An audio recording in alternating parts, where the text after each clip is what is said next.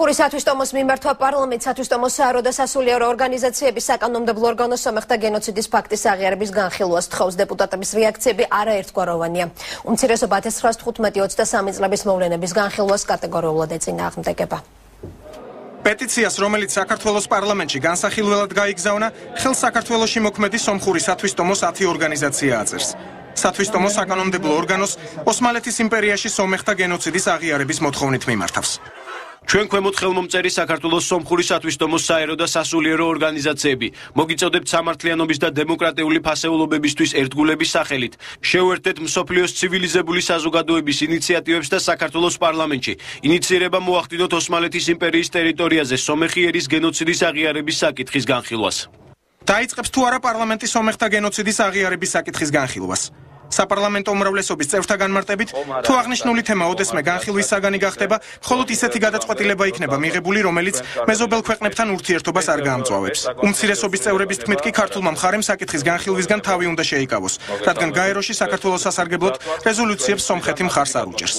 საქართველოს ვერ გამოტოვებს სომხეთი, მაშინ როდესაც მიმართავს ამ საკითხით მთელი მსოფლიოს ქვეყნებს. ვფიქრობ, რომ კონევრული გადაწყვეტილება იქნება მიღებული, რომელსაც კარგად გაიგებს როგორც სომხური მხარე, ასევე მთელი მსოფლიო. არის რეზოლუციები, მაგალითად გაეროში, სადაც ჩვენ სწორედ ამ მიმართულებით სადღაც 50-მა ქვეყანამ მოგვცა ხმა, მათ შორის დაუშვათ აზერბაიჯანმა და სხვა წამყვანმა ქვეყნებმა, მათ რიცხვში სასომხეთი არ არის.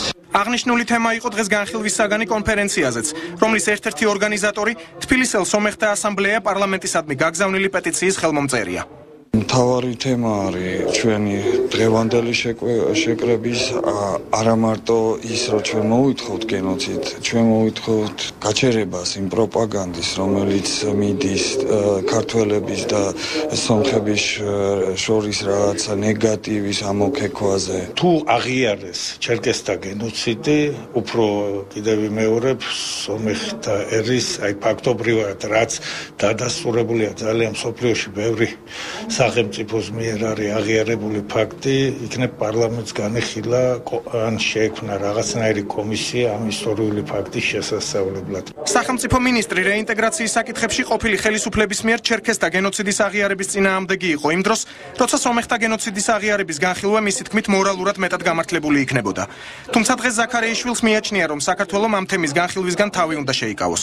მე მკაფიოდ ვაკრიტიკებდი ხელისუფლებას, რომ არ უნდა ეღიარებინათ ჩერკესთა გენოციდი ნამდვილად, მაგრამ არ ვამბობდი, რომ ეხლა უნდა აღიაროთ, ბარემ უნდა აღიაროთ სომხეთის გენოციდს. და ჩვენ არ ვაპირებთ რეგიონში შევქმნათ დაძაბულობა, ჩვენ გვინდა კარგი ურთიერთობა გქონდეს, როგორც თქვია, ჩვენს მეზობელ სომხეთთან ისე თურქეთთან, ამიტომ გვიჩვენია, რომ არის საკითხები, სადაც ჯობია ვიყოთ თავი შევიკავო და ეს საკითხები არ იყოს განხილული. 1915 წლიდან 1923 წლამდე აღმოსავლეთ ანატოლიაში, რომელიც დღევანდელი თურქეთის ნაწილია, ოტომანთა მმართველობის მითითებით 1,5 მილიონი სომეხი ეროვნების მოქალაქე დაიხოცა. 24 აპრილს, რომელიც გენოციდის მსხვერპლთა აღნიშვნის თარიღად ითვლება, საქართველოს სომხები საპროტესტო მსვლელობას თურქეთის საელჩოსთან გამართავენ.